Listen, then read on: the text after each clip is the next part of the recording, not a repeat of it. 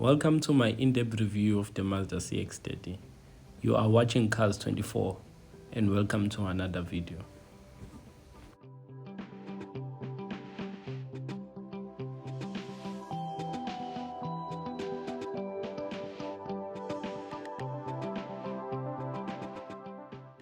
The Mazda CX-30 is a relatively new addition to Mazda's SUV catalog.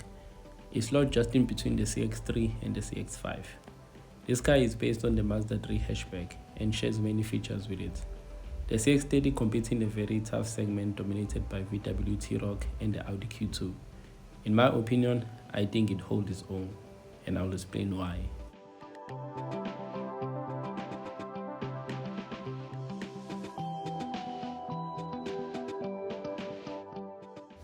The CX-30 has three trim levels. There's an active, dynamic, and then there's a top-of-the-range individual model. All of them are powered by the same 2-liter naturally aspirated engine, which produces 121 kilowatts of power and 230 newton meters of torque. In my opinion, this is a good thing. Unlike VW and Audi, you don't have to pay more for extra performance.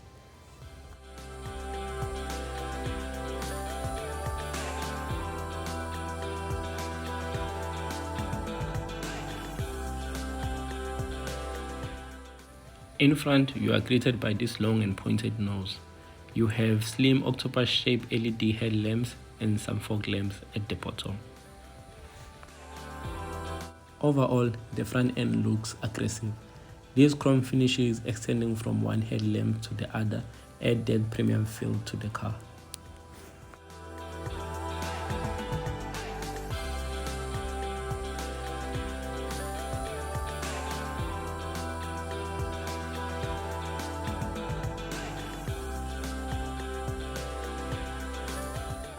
The side profile of this car looks like a sporty hatchback. The side profile is dominated by high sill small windows and very thick plastic clouding at the bottom. Most people don't like this feature, so my advice is to choose a color that will blend well with this, like this polymetal grey or the matching grey, which looks stunning to me.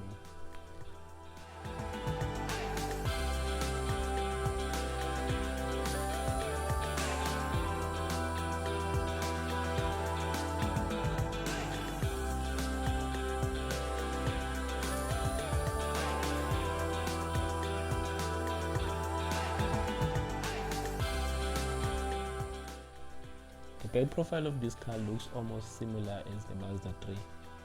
There are stylish LED tail lights, parking sensors, two rear exhaust pipes, and a nice small roof spoiler. Overall, I'll give this rear end 4/5.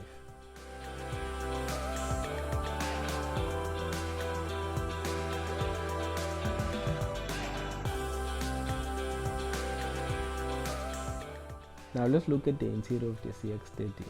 The doors are covered by a mixture of plastic material and some stylish leather wrappings. The interior is where the CX-30 seems to excel. Everything here is nicely laid out, the two-tone leather wrapping around the dashboard and the chrome material spreading from one door handle through the dashboard and the steering wheel and to the other door handle makes the car feel very premium. I know that was a long, complicated explanation, but nizohlanganisa nani nibone ukuthi ngithini.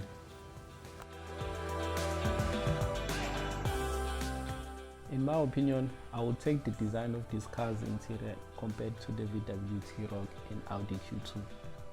Onenkinga ngalokho angifonela.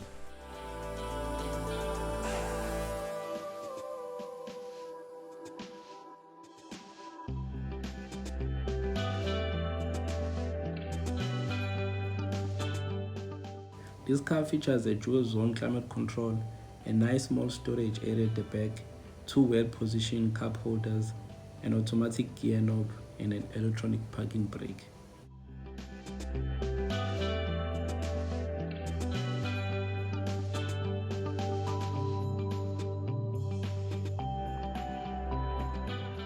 The car has a nice 8.8-inch infotainment screen, which is controlled by this wheel and shortcut buttons around it. This is daunting at first, but you get used to it in less than a day. Unfortunately, this infotainment screen is not touch sensitive.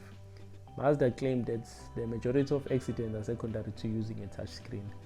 So they tried to minimize this by putting the touchscreen at the distance from the driver and giving us this control set. In my opinion, I'm not disagreeing with Mazda and their studies, but give us a touchscreen so that our passengers will use it.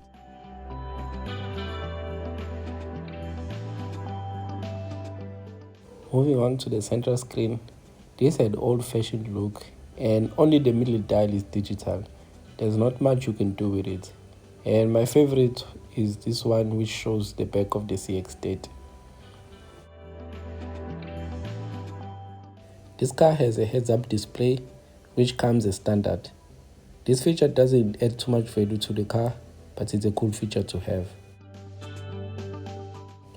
There is loads of adjustment to the steering wheel, as you can see, depending on your height and your sitting position. With connectivity, you have two USB ports which you can use to connect your device for Apple CarPlay and Android Auto, and a 12-volt socket.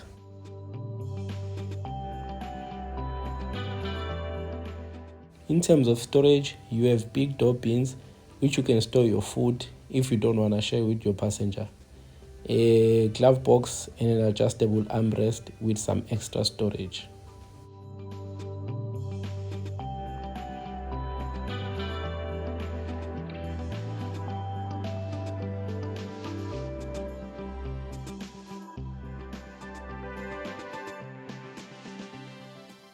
There's also a nice compartment to store your sunglasses, just for those moments masuyobangena.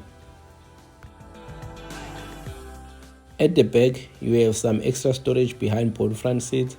In my driving position, leg room and knee room are okay. There are two rear air vents, and it's important to note there is no USB port for back passengers. There's also an armrest which is adjustable with two cup holders. And if you have a child, there are removable isofix anchor point for your child seat.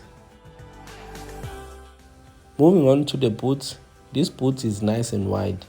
There is a 60-40 split with the seats, and the boot is rated at 430 liters with all the seats in the upright position.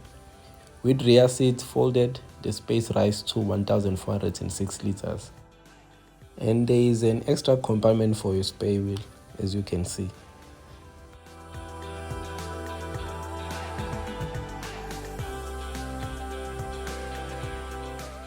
Last but not least, let's talk about the pricing, ride quality, and my final verdict of this car. With the pricing, you can get the bottom of the range Mazda CX-30 Active for 476,000. The Dynamic, which is this car you are watching right now, starts from 506,000, and the top of the range individual will set you back 548,000. I will let you guys decide if this car fits this price tag or not. Leave your comments down the section box below.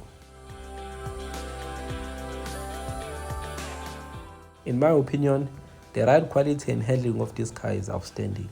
You can spend the whole day driving this thing, and it's truly designed for long distance driving. What I'm not so keen about is the stiff suspension, which means going over speed humps is not pleasant. Other than that, in my opinion, I think it's just perfect. Now, what's my final verdict of this car? Yes, the Mazda CX-30 price is steep and most likely won't appeal to everyone because of features like the sunroof and reverse camera, which are not available in this model. And not to mention, there's no so high fuel consumption. This 2-liter engine chows petrol like it doesn't care, and I'm currently averaging around 8 to 9 liters per 100 kilometers. But I personally love the design of this car, the sleek lines and the organic clean interior design, which make the car feel really premium. And not to mention, this car comes equipped with a host of active safety systems. It has cruise control, emergency brake assist, dynamic stability control, 7 airbags including side and curtain airbags, just to name a few.